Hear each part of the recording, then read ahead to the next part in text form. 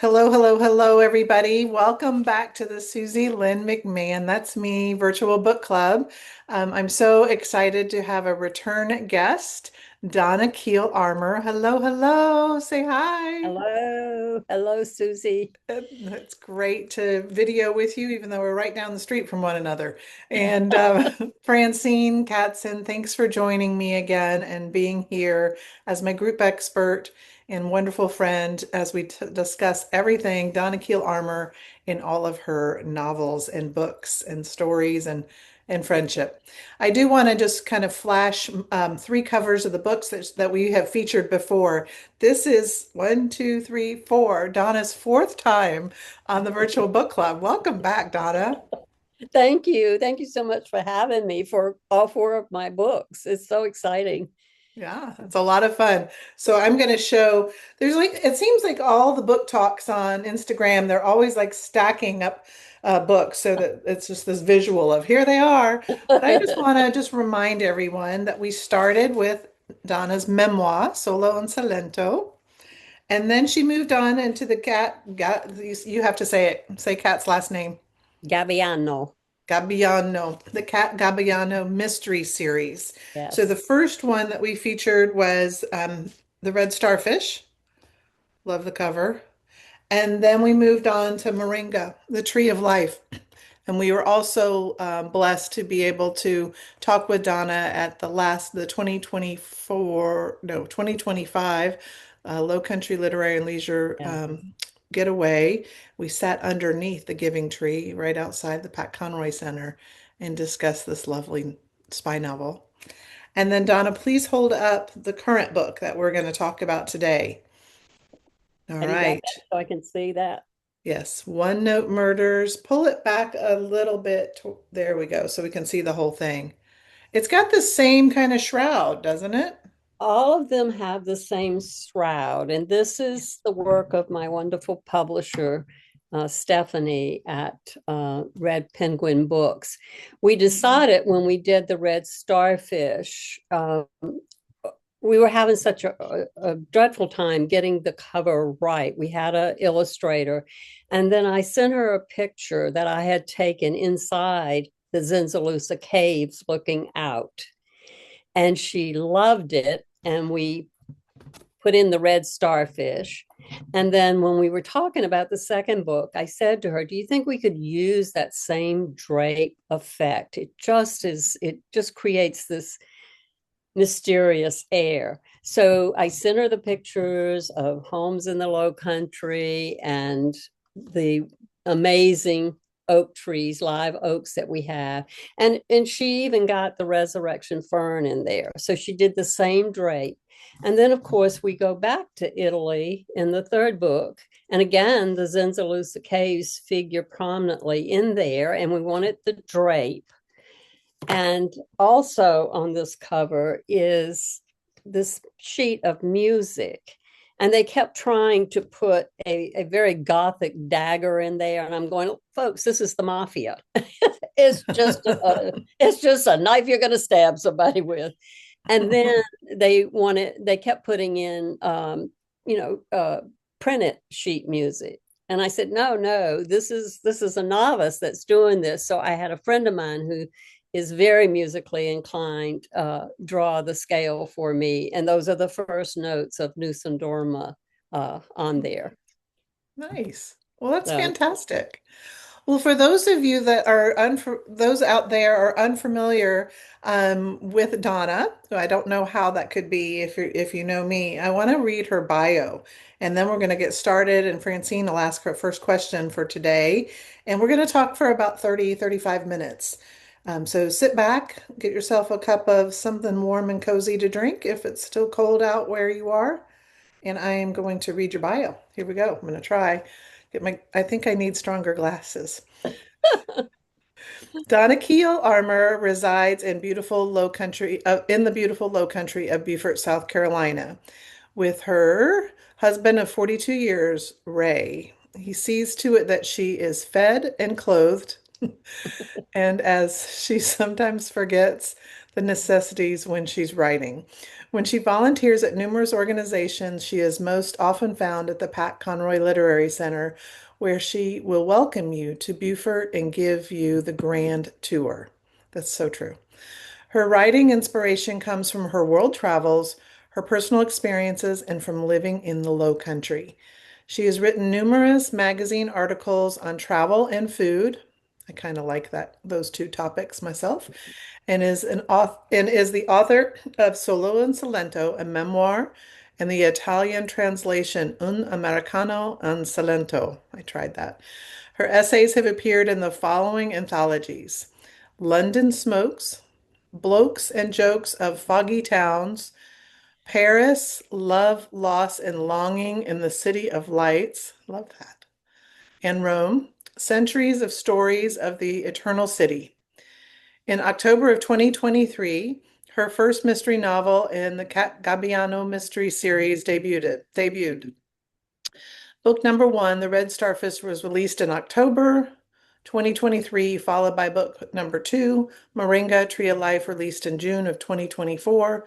And book number three, the one we're talking about today, without any spoilers though, in the series One Note Murders, was released November 15th, 2025.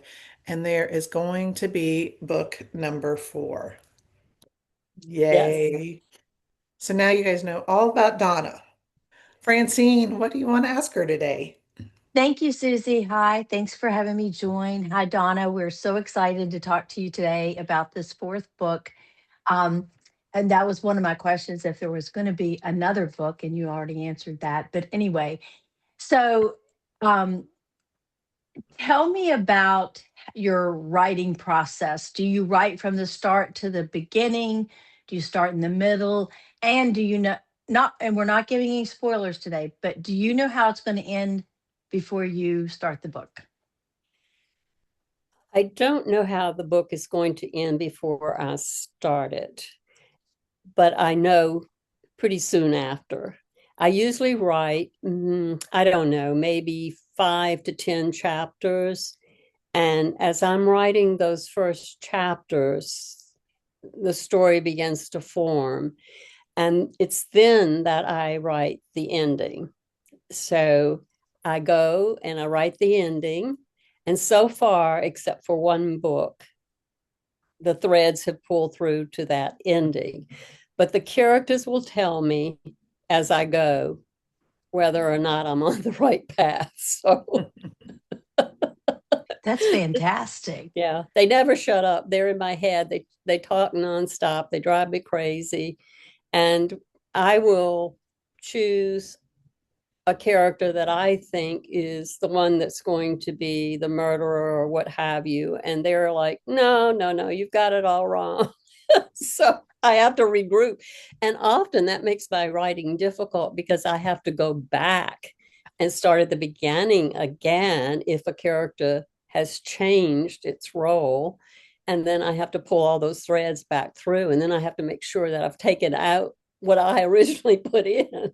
So That that's a it's lot quite of a, work. yes, but I love That's it. quite a well, and it shows in your writing. I mean, your writing is just gorgeous, and those gorgeous covers, and I love Kat. Like, she is a strong character that we all love, admire, root for, and can't wait to see what happens. With her.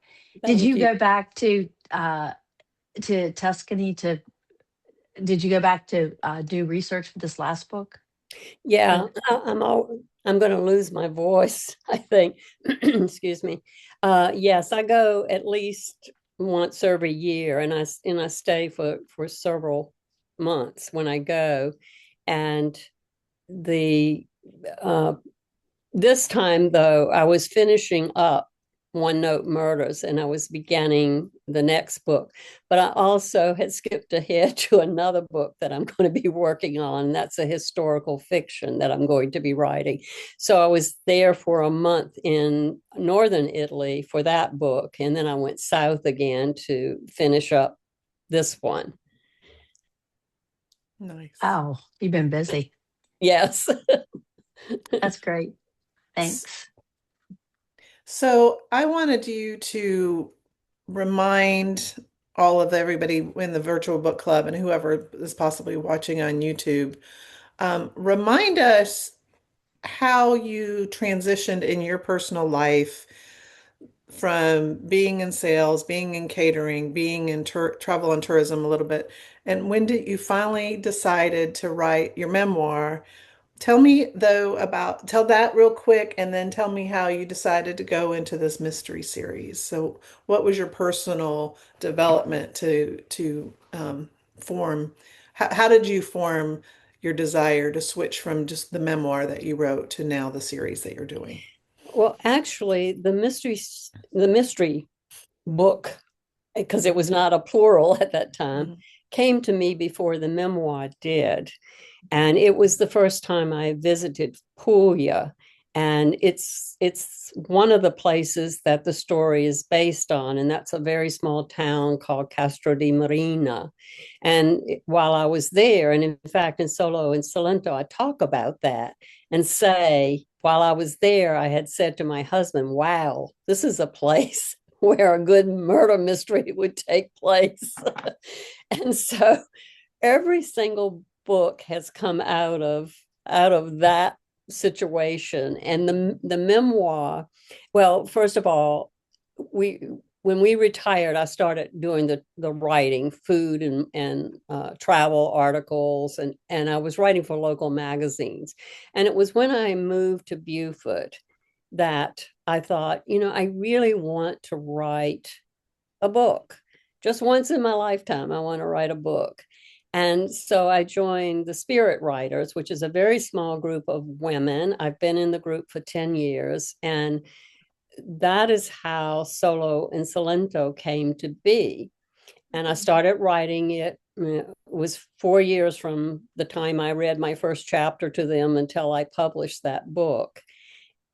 But out of that book, every single book has come. The mysteries have come. The red starfish is in Solo and Salento. The tree of life is the mosaic floor in Otranto in the Duomo. And then one note murders is really based on an event that I actually participated in, and that was going to see Andrea Bocelli on his family farm in Tuscany in concert.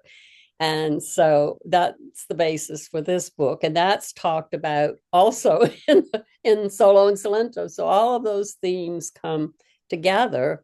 And I just knew I wanted to try my hand at different genres. I'm at a place in my life where I'm in that, I don't know what you want to call it, the third chapter, the last chapter, or whatever.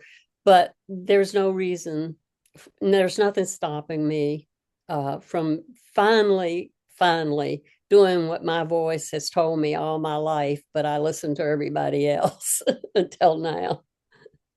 That's fantastic, Donna. I think that the creativity of how everything, it all started one place in the memoir and then the different tangents that have grown out of it. It's just so creative and good for you for going for it. I'm so impressed with your work ethic and your ability to create. Not everyone has that creative flair, or maybe we have it, but it's in a different manner. I was going to ask one more question regarding what you said. You said you're working on a historical fiction. Are you allowed to tell us what the story of that is about, or would you rather Yes, wait? Okay. yeah, I can, because this was a really interesting event that stayed with me in 2022. My husband and I were going to stay a month in Slovenia.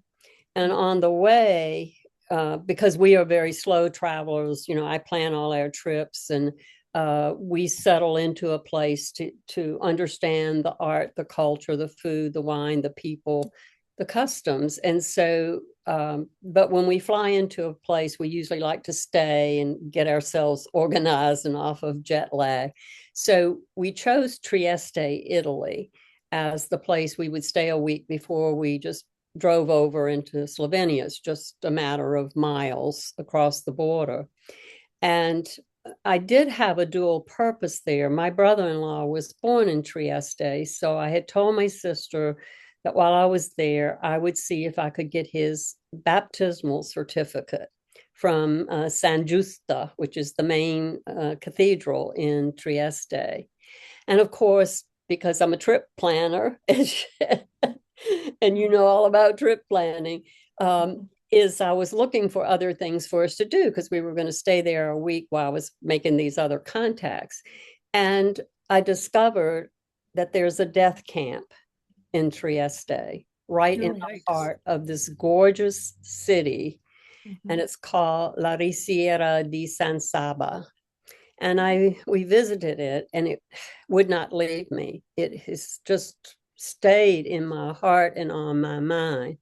So I went back last fall and spent a month there and made a lot of connections with people who had historical facts about this place. And so that's the novel, the historical fiction that I would like to write. And I would like to base it on one of the partisan women during that period of time. And I don't know where that book is going to go. I don't know. That's going to be hard to write, but it will require a lot of time. But my heart is invested in it. And so I want to try to make that happen. Wow. Good for you. What a what's so amazing is the fact that you discovered something while you were traveling that you didn't know existed, but it's sticking with your heart. I think that a lot of authors that are out there on Friends in Fiction, the women's fiction authors, when they're talking about their historical fiction, it's the same motivation. It's, finding out about the Book of Names or, just finding out about the story of that steamer ship that Patty Callahan Henry wrote about surviving Savannah. All these stories that would any of us ever know they even happened if it wasn't for the creativity and the prowess of wonderful writers like yourself. So thank you for that. Thank you. Francine, what's up? I was going to ask about Kat. Like, does she get easier to write or does her character get harder to write about? She's never been a hard character for me to write about. Um, in the first book, Stella was a hard character because she was very bossy and very insistent about what I write about her. But Kat is pretty much Kat. And I could be wrong, but I feel like she's universal. Mhm, She she's maturing as we go, which is why mhm. I always recommend that people read books in order. You don't have to, and there I've made them all standalone books. But when I read a book that has more than one, I like to understand who the characters are from the get-go, and I like to watch them mature. And that's what Kat is doing. But she's like all of us. It doesn't matter what age you are, you make mistakes, you fall down, and you get back up and you dust yourself off and you go again. And so for me, she's just writing about our lives. And so she's fairly easy to write about. Mhm. That's great. That's great. When back up for just a second, when you said you didn't know what stage of life you were in, let's Uh-huh. just call it the fun stage. We're not saying the last chapter, the final. It's the fun Fun. chapter. Yeah. Yeah. It's Don't sort you of agree? like, no, Yeah. there are no holes barred. It's Yeah. like I finally have found that voice, and it's a wonderful experience to live into who I truly am. And get to do what you truly, Truly truly love to do. Yeah, love and meant to be and thought about it. I mean, it's like a dream come true, Donna. yeah, Like, it not, is. I mean, not many of us get those kind of dreams. That's a big one, Yeah, you know? it I is. mean, I love reading and I love authors and I love talking to them, but I can't imagine ever writing a book. I just can't. Yeah, but you do so many other things so well. So that's, as Oh, Susie had thank you. remarked earlier, is that we all have these unique talents. And often as women, we do hide them. And I hid mine for a lot of years. So that's what I encourage women to do is to find that talent early on and seek to put it into the purpose it was intended for. Mhm. Absolutely. The one thing that I really love about your story too, Donna, is your writing group that you've been together with for 10 years. I mean, can you imagine how different your development would have been if you had not had that writing group? Do you think, not that we want to go back and say what if, but if can you think I mean that I would say that that's almost 190% gave you the push, right? To write your first memoir was that group, the ladies in I that group? I think that for one thing, women can bond. We know how to bond. We know how to support each other and lift each other up. And this writing group is very small. There are only 8 members in the group. And what they did for me is give me courage. And I think that is so significant. And they're still there and they're still giving me courage every time I'm there, even when I'm not there, because we've all become very, very close friends now. And, we do have some movement in the group and we get some new people, but, there's a core of us that, in fact, there are a couple people that have been there in that group longer than I have. Mhm. And more than anything is the trust that is developed. And as a non-writer going into a group of writers, I was so frightened and I was so fearful of feeling foolish or feeling that my work really wasn't that great. And these women lifted me up and gave me a platform for my voice and also helped me understand what real trust looks like. That group is, we talk, we bond, that stays in that group. Our mistakes that we make when we're writing, it stays in that group. So it's a wonderful experience, and I highly recommend it to anyone who wants to do, whether it's your own art or crafts or whatever you do in the presence of other people. You Mhm. get this creative energy Right. that, or even that your creative energy is filled back up, because we all as artists work alone a lot. And so it's, to me, those women are so important. Right. I what some of the things that you said about the support and the making you feel comfortable, just like Francine just mentioned, she never thought she would write a book. And I've been the same way now we're going on 6 years of talking to authors every month, or a couple authors a month, and it's always in the back of my head, well, maybe I'm supposed to be writing or whatever. When at our last at our last Low Country Literary and Leisure Getaway, that mouthful, we added an optional weekend retreat down on Fripp Island, and Rebecca Dwight Bruff and Carolyn Mason did a workshop. And that was more of a therapy and a cathartic process for me, just by the way that they set up the workshop and how we would go off and have our own alone time and then come back and read what we had written, and the feedback that I remember receiving, and also hearing all of the pieces of work that everyone, don't know why I have a thumbs up there. Okay. Um, um, the feedback that everyone was getting was incredible. And then I was so impressed with a group of 8 to 10 women that all of us said none of us had ever written, but that what came out of those exercises was amazing. I'm like, go publish that right now. It's a And it's a wonderful you wrote a experience. beautiful piece because you shared it with me, and it was absolutely amazing. It was I think a one-off, but thank you. Susie, I don't think you're giving yourself enough credit. Oh, thank you. Francine, what else do you want to talk to Miss Donna about? Oh, well, this next book, do you have a pub date? Is it this year, next year? Not the historical fiction, but the other one? Yeah. Yeah. The book number 4 in the Cat Gabbiano series is called The Voyage Never Ends. And that's from a Ooh, Pat Conroy quote. And so I had asked Cassandra if I had her permission to use that as the title and the quote.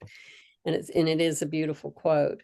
Uh, I don't have a publication date, and usually I do, and I'm working on deadlines. But this has been an unusual year for me, and my publisher is so understanding, and she knows this is going to be. We've agreed. We think is going to be the last book in the series, so I'm taking my time.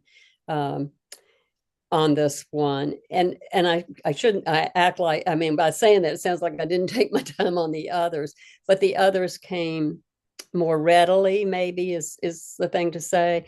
And anytime you are going to let go of something, it's traumatic. And so I want to send Kat off in the best possible way that I can send her. So I'm not um, I'm not in any hurry to finish this, I guess I should say. And But I rightfully hope that, so. yeah, and I don't know that I'll have it out this year, because there are a lot of circumstances that may not allow that to happen, but it will be out no later probably than 2027, because am ready to start on the historical fiction too, so I'll have to move along.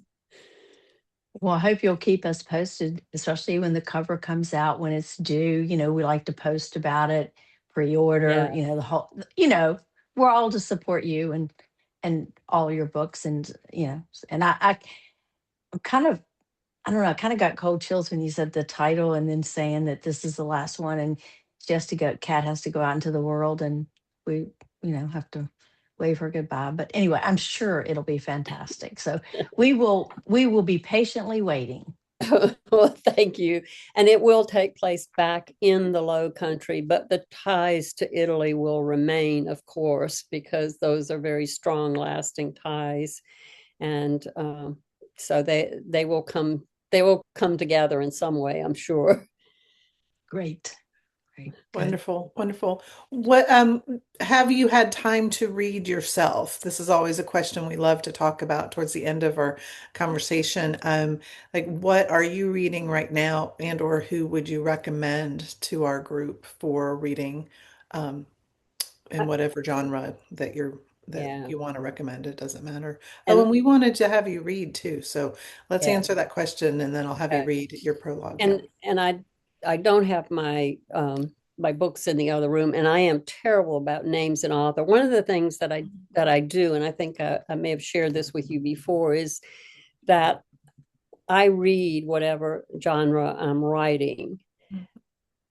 However, I'm already moving ahead to the historical fiction, so I'm reading a great deal of uh, World War II and Italy, and in that time period, in Germany in that time period, and Yugoslavia, um, and the whole thing concept with the Austrian Empire and all of that. So Ciao Amore Ciao is a book that I just finished reading, and it's pretty brutal. So I don't know that I recommend it because I'm reading some brutal books right now. And then I just finished reading a book on Trieste that is also very hardcore. And so that's my reading now is more for research than for pleasure. Mhm. But I'm learning so much, and that's significant, that I do that now. Amazing. Francine, one more question, and then we're going to have Donna read an excerpt. What do you want to ask? Um, I know that you're reading historical fiction, but is there any other genre you like to read just for pleasure? Like if you're not doing research, anything like a mystery, beach read, anything like that? I'm not much on beach reads, and I don't mean that in a negative way. It's just that I'm when I read, it's to gather information, whether Mhm. it's for pleasure or for research. It's just that I want to learn things. And so I lean more towards books that are going to provide me with more tools for my life or more ways of thinking about how I write or even how I interact with other people. I know y'all have read, or are you reading Theo of Golden? You know, that to me was just an amazing book. And I read it right after it came out and just So did remember I. just bawling and Mhm. Mhm. and being so grateful to be on the receiving end of that gift of Alan Levy. Is that his name? Alan Levi? Mhm. I've heard it Of his pronounced Levy. writing. Hmm. Yeah, just an amazing writer and such a beautifully written book. And when we are in difficult times, books like that really give you hope and light in your life. And I just think that that's such a wonderful way to write, is to have that ability to spread that joy. They comfort that Absolutely. book comforts your soul. Yes, yes, it does. Yeah, I remember when it first came out, one of the girls in our group said, "Well, let's read this," and nobody had heard of it. And I think we spent almost 2 hours talking about that book that night at book club. Which was kind of unusual because sometimes we do more talking about other things than book. But yeah, that was really good. Yeah. Yeah, I'm slow to the party for Theo of Golden, but every time I see a total stranger and I'm traveling or I see them with a book, I kind of just bring it up because it's such an amazing story and how talk about having a story and a gift come channeling through. I mean, that was his debut novel, and I don't even know what numbers he's seeing. I can't even get him on an interview, so. We're going to do an old-fashioned virtual book club, and however many people want to join and kind of have a structured conversation around it. Sometime in March, I'll be scheduling that. So I'd Oh, love for you good. to come join us, Donna, if your schedule Yes. permits. Okay. Um, but as we're wrapping up, if you would read to us, I would love it. I love when an author shares their words through their own voice. We'd love for you to read to us. All right, and I'm just going to read because I do not want to give away anything. So I'm just going to read the prologue. Uh, Prior to the prologue is a poem, and I'm going to read this poem. It's an original poem by one of the women in my Spirit Writers group, and her name is Virginia Vogler Brown. And she's in the process of getting her first book published. And I had asked her permission. She's also a poet, so I'd asked her permission to put this poem in my book. And I did not have a prologue to this book until she read her poem. So it's important to read the poem. So when I read the prologue, you can see my connection. So here's the poem. Dark Lady, whispers in the darkest night, strange eyes watching, cloaked in black. She murmurs in my ear, whitest moon lights pallid face, cold lips sighing, gauzy cape twist in the wind. Her fingers float toward me. I flee down an empty alley. She waits for me under the lamp. Darkness smothers me in black velvet. The empty, cobbled passageways vibrate with the sound of my feet running. A sudden chill engulfs me as the wind slaps cold air into my face and bids the last warmth of summer farewell. The moon tucks in and out of the gathering storm clouds. Silent shapes reach out to me. Shadows dance erratically to the wind's tune. They clutch at my hair with gnarly fingers. The wind whips against my jacket. Shivers slither along my spine. My heart thumps loudly against my chest. Fear instead of blood pumps through my veins. I'm lost in a maze of tiny passages. I know this town so well, but tonight the familiar abandons me. Do I keep straight? Do I turn? if I turn, which path do I take? One moment the moon shines brightly, the next moment the blackness of night renders me blind. The weight of the 800 martyrs flees with me, leaving behind a trail of fragmented skulls and twisted bones. Panic clenches my heart. It creeps into the edges of my mind. The shadowy creatures whisper, keep moving. Once again, there's mayhem and murder in my life. The horror of what I've done renders my legs useless. I stumble, my body jerks in response. I cry out as the gash in my arm widens. The pain swallows me whole. The metallic odor of blood follows me. The stickiness saturates my hands. A trail drips behind me. The cut on my forehead oozes into my eyes. I merge with the night. The immortal soul of inhumanity rumbles through me, racing by my side through the narrow streets. I push forward into another dark passageway. The night thickens around me. It sucks me into its vortex of evil. As I reach the piazza, the wind shifts. The clouds part to reveal dark figures moving in my direction. Fear cloaks me in her mantle. Shadowy arms reach out. They have come for me. I am a murderer. Oh my gosh. Love it. I'm like, I've already read the book. I just loved hearing you read that. It just means so much more when the author, I don't, it's a gift. Thank you for that. And thanks for sharing the poem and also the prologue of One Note Murders, which is what you all should go out if you have not already, and read. And feel free to replay this video after you've read the book if you haven't done so already. We've featured this novel in April of 2026. And I'm so excited to have Donna back with us. Please know that you are a friend of the Virtual Book Club. You may go in and you may post whenever you have something to share with the world. There's 880 something people in our virtual book group right now.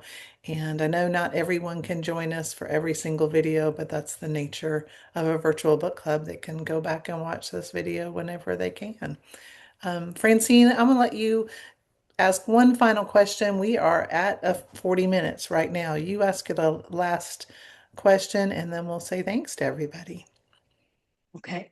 Um, Donna, are you going to just continue writing more books after historical fiction? Do you have more ideas after these next two books come out?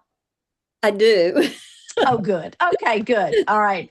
Okay, so I just want to make sure you're going to keep us happy and reading. Yeah. Yeah, I hope to.